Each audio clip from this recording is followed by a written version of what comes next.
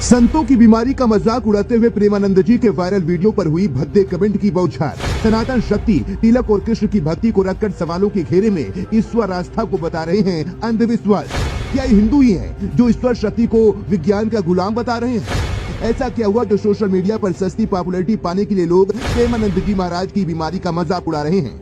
अगर आप भारत में रहते हैं और एक सनातनी हैं तो ये हेडलाइन सुनने के बाद आपका रिएक्शन कुछ ऐसा होगा। क्या कहा? भारत में एक संत का अपमान? कौन है वो निर्लज्ज महापापी जिसने किया ये घोर अपराध? और जब बात संत प्रेमानंद जी महाराज की हो तो कोई हैरानी वाली बात नहीं होनी चाहिए, क्योंकि जब बात प्रेमानंद जी महाराज जैसे संत गुरु की होती है तो इन्हें और अन्य धर्म गुरुओं की श्रेणी से अलग रखा जाता है। क्योंकि एक तरफ जहाँ भारत में अपने आप को धर्म गुरु बताने वाले कई बड़े संत भीड़ इकट्ठा करके प्रवचन देते हैं, राम कथा और श्रीमद भागवत कथा करते हैं, वही प्रेमानंद जी महाराज न तो दान दक्षिणा में विश्वास रखते हैं और न ही भीड़ में रहना पसंद करते हैं। वह एकांत प्रेमी हैं और एकांत में अपने भक्तों की समस्याओं को सुनते हैं, उनका समाधान करते हैं और अध्यात्म की तरफ उन्हें अग्रसर करते हैं। प्रेमानंद जी महाराज के भक्त जानते हैं कि उनकी दोनों किडनी पिछले 20 सालों से खराब है और केवल भगवान की भक्ति की शक्ति पर आज तक वह सर्वाइव कर रहे हैं। लेकिन कुछ दिन पहले प्रेमानंद जी महाराज का डायलिसिस करवाते हुए एक वीडियो वायरल हुआ, जिसे देखने के बाद कुछ विरोधियों ने तिल का ताड़ बनाने में कोई कोर कसर नहीं छोड़ी।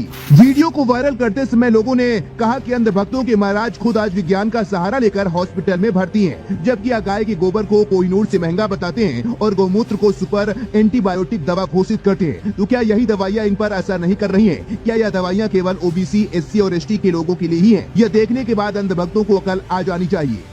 वही एक और यूजर ने बाबा को ट्रोल करते हुए कहा कि अगर टीका और चंदन लगाने से अध्यात्म का अध्ययन करने से आप देवी शक्तियों को प्राप्त कर लेते हैं तो आपको जिंदा रहने के लिए मेडिकल साइंस की शरण में क्यों जाना पड़ रहा है? इन कमेंट्स को पढ़ने के बाद बाबा के भक्तों का गुस्सा फूट पड़ा और बाबा के भक्तों ने ट्रोल करने वाले लोगों की जमकर लताड़ लगाई और एक से बढ़कर एक करके रिप्लाई दिया। एक यूजर ने कहा कि बाबा की दोनों किडनी खराब है। वह सत्संग में बता चुके हैं कि उनकी रोज डायलिसिस होते हैं। अगर आपको डायलिसिस का मतलब नहीं पता है तो गूगल करके देखिए और झूठा प्रचार करना बंद कर दीजिए, क्योंकि आप जैसे मूर्ख लोगों की वजह से ही दुनिया में अच्छे लोगों की संख्या बहुत कम हो रही है।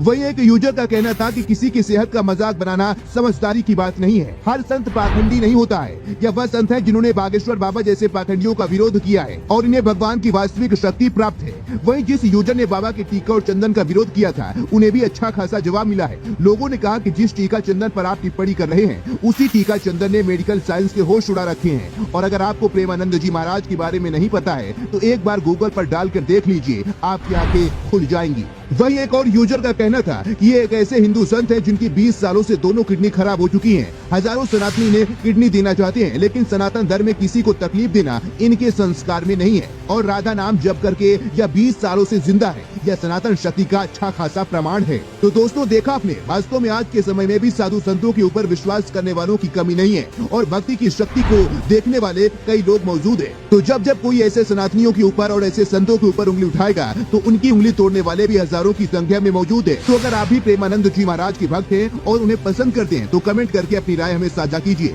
साथ ही ऐसी ही लेटेस्ट अपडेट के लिए पेज को फॉलो करना बिल्कुल भी मत भूलिएगा।